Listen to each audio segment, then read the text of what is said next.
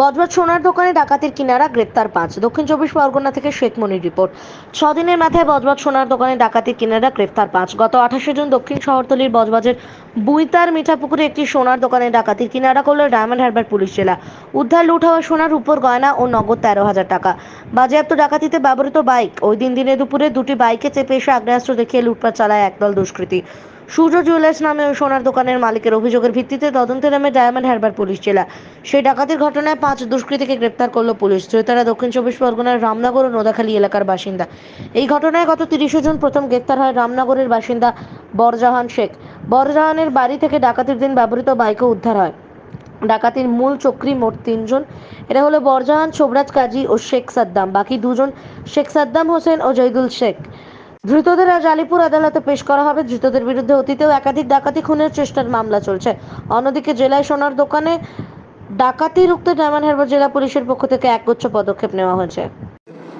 28 তারিখে, গত মাসের 28 তারিখে আমাদের বুইতার আন্ডারে মিঠাপুকুর এরিয়াতে সূর্য জুয়েলার্স বলে একটা জুয়েলারির দোকানে কিছু লোক তারা সেদিন চড়াও হয়েছিল। তারা অস্ত্র দেখিয়েছিল বলে অভিযোগ, এবং 3 জনকে আপনাদের ক্যামেরা আপনারা যেটা দেখিয়েছিলেন একদম পরিষ্কার দেখা যাচ্ছিল যে এসে তারা এই ধরনের কাণ্ড করেছে।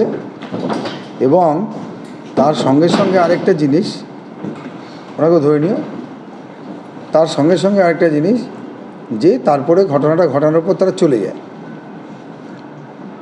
এরপরে আমরা তদন্তে নামি। ভদ্রলোকের বাড়ি হচ্ছে ওই বুইতা এলাকাতেই বাড়ি, ওনার অরুণ জানা ভদ্রলোকের নাম। ভদ্রলোক লিখিত অভিযোগ করেন। আমরা সিসিটিভির ফুটেজ দেখি। সিসিটিভির ফুটেজ দেখার পরে 2টো বাইক সেখানে এসছিল। তার মধ্যে আমরা বিভিন্ন জায়গায় সিসিটিভির ফুটেজ দেখে অ্যানালাইজ করতে করতে আমরা একটা বাইকের নম্বর উদ্ধার করতে পারি। সেই বাইকের নম্বরটা উদ্ধার করার পরেতে আমরা স্বাভাবিকভাবেই যে প্রসেসে বাইকের আরোহী কে ছিল সেটা আমরা জানতে পারি। এবং জানতে পারার পরে আমরা ওই দিন বরজাহান শেখ বলে একজন ভদ্রলোককে আমরা অ্যারেস্ট করি। একজন লোককে বরজাহান শেখ, এর বাড়ি হচ্ছে রামনগর এরিয়ার নৈনানে এর বাড়ি। তাকে আমরা অ্যারেস্ট করি এবং তার কাছে আমরা যখন তার বাড়িতে সার্চ করি সেখানে আমরা মোটর সাইকেলটা পাই এবং একটা হেলমেট পাই। যে হেলমেটটা আপনারা যেটা করেছিলেন, যেটা সিসিটিভিতে আমরা পেয়েছিলাম, সেই হেলমেটটা কিন্তু ওখান থেকে আমরা উদ্ধার করি। এবার ওকে জিজ্ঞাসাবাদের পরে সে স্বীকার করে, এবং স্বীকার করার পরে আমাদেরকে কিছু তথ্য দেয় এবং কিছু লোকের নাম বলে। তাদের ভিত্তিতে আমরা সেখানে রেড করে আমরা শেখ সাদ্দাম বলে একজনকে অ্যারেস্ট করি। এ হচ্ছে ডোঙারিয়ায় বাড়ি, চকসবেরিয়া ডোঙারিয়া এই অঞ্চলের বাড়ি, নোদাখালীতে। তারপরে শেখ সাদ্দাম হোসেন বলে একজনকে অ্যারেস্ট করি। জয়দুল শেখ বলে একজন অ্যারেস্ট হয়। এবং বারবার যে লোকটার নাম উঠে আসছিল, এর আগে আপনারা জানেন বিভিন্ন কেসে আমাদের এই ডায়মন্ড হারবারে বিভিন্ন সময় বিভিন্ন কেসে অভিযুক্ত ছিল, বাইরেও কেসে অভিযুক্ত ছিল, শোভরাজ কাজী বলে একজন। লাস্ট ইয়ারেও 2023-এ আপনারা জানেন যে শোভরাজ কাজী আরও 3 জনকে সঙ্গে নিয়ে তারা 2টো বাইকে করে এসে সুলতান বলে একজনকে তারা ওপেন ডে লাইটে ফায়ার করেছিল। সেই সময় কিন্তু আমরা তাকে গ্রেপ্তার করতে সমর্থ হয়েছিলাম। পরবর্তীকালে সে জামিনে আছে। কেসের এই মুহূর্তে আন্ডার ট্রায়াল চলছে। তো এই লোকটিরও ইনভলভমেন্ট ওখানে আসে। এবার আমরা পরপর তাদেরকে গ্রেপ্তার করি এবং গ্রেপ্তার করার পরে সঙ্গে সঙ্গে কিছু মালও আমরা উদ্ধার করি। আপনারা এর আগে দেখলেন যে আমরা কিছু রূপোর গয়না, সোনারও 2-1টা জিনিস আমরা উদ্ধার করতে পেরেছি। হেলমেটটা আমরা পেয়েছি, মোটর সাইকেলটা আমরা উদ্ধার করতে পেরেছি, এবং আমরা আজকে ওদেরকে পাঠাচ্ছি। টাকার অ্যামাউন্টটা টোটাল যেটা কমপ্লেনে ছিল ওর মধ্যে 20,000 টাকা মতো ছিল।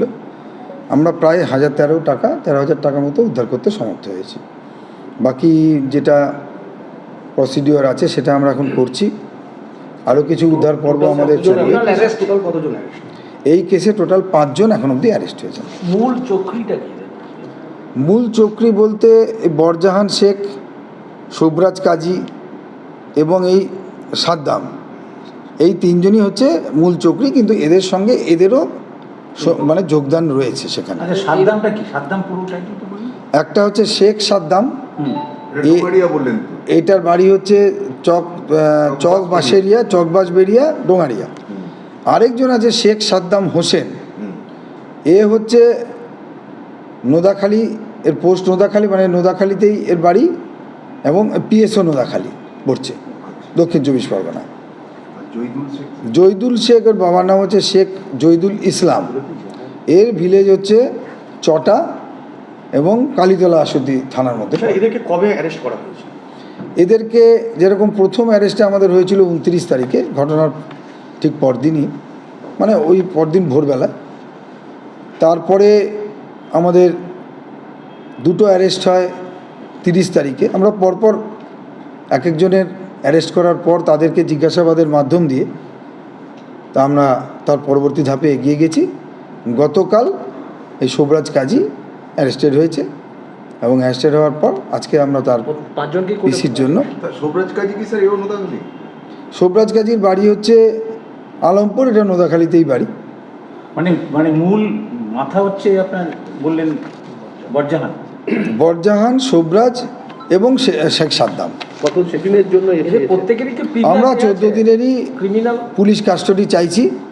এবার মাননীয় কোর্ট যেটা আমাদেরকে দেবেন আমরা সেইভাবে ইনভেস্টিগেশনটা এগিয়ে নিয়ে যাব। প্রত্যেকেরই প্রিভিয়াস ক্রিমিনাল ব্যাকগ্রাউন্ড আছে? হ্যাঁ, এদের প্রত্যেকের মধ্যে আমাদের শুভরাজ কাজীর আমরা এই মুহূর্তে আমরা দাঁড়িয়ে বলতে পারি যে 8খানা কেস রেকর্ড এখন অবধি রয়েছে।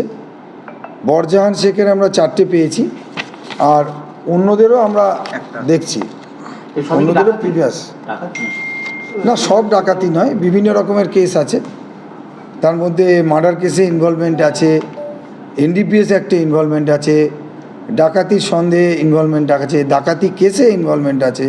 বিভিন্ন রকম কেসে এদের বিভিন্ন সময় দেখা গেছে এরা অ্যাক্টিভলি তারা ইনভলভ ছিল, এবং এর মধ্যে কিছু কেস তারা এখনও সেটা আন্ডার ট্রায়াল আছে, চলছে। এদের বয়স কত? আর এদের থেকে বয়স বলতে বরজাহান শেখের আমরা যেটা বয়স পেয়েছি, এখনও তো আমরা যেটা এখন অবধি পেয়েছি, বরজাহান শেখের 37 বছর, আরেকজনের শেখ সাদ্দামের 34, সাদ্দাম হোসেনের 32, জাইদুলের 38, শুভরাজ কাজী এদের মধ্যে একটু জুনিয়র, তার বয়স 27 বছর। স্যার, একটা জিনিস, যে আগে এই রাজ্যের যতগুলো সোনার দোকানে ডাকাতি হয়েছে সব হয়তো ভিন রাজ্যের যোগ ছিল, এই প্রথম মনে হচ্ছে যেটা একদম জেলার যোগ, একেবারে সরাসরি জেলার যোগ আছে। তো এক্ষেত্রে আপনারা ফার্দার প্রিকশন হিসেবে কি মেজার নিচ্ছেন? আমরা প্রিকশন হিসাবে অনেক আগেই আমরা মিটিং করেছিলাম। আমাদের আমার কাছে এরকম কোনো খবর নেই। প্রিকশন হিসেবে কি মেজার নিচ্ছেন? আমরা প্রিকশন হিসাবে অনেক আগেই আমরা মিটিং করেছিলাম। আমাদের সমস্ত জায়গায় সোনার দোকান মালিকদের নিয়ে সব থানায় মিটিং হয়েছে। ওদেরকে বলা হয়েছে যে সিসিটিভি ব্যবহার করতে, গেটের এন্ট্রান্সের মুখে সিসিটিভি যাতে থাকে, এবং সেই সিসিটিভির যেটা মানে ফিড যেখানে থাকবে, মানে যেখান থেকে সিসিটিভি দেখা হবে, সেটা অবশ্যই যেন বাইরে কোথাও থাকে, এবং যে বা যারা ওই দোকান চালান তারা যেন সাইমালটেনিয়াসলি তাদের একটা লোক সেখানে রেখে দেন, যাতে সিসিটিভির ফিড দেখতে পান। গেটটাকে আমরা বলেছিলাম গেটটাকে এত ছোট করে রাখতে হবে যে একজন লোককেও খুব কষ্ট করে, আপনারা তো দেখেছেন গ্রিল দিয়ে সেটার মধ্যে শেকল দিয়ে বেঁধে রাখা হয়, সেইটার কথা আমরা বলেছিলাম, এবং অনেক জায়গায় সেটা মেনটেনও হচ্ছে।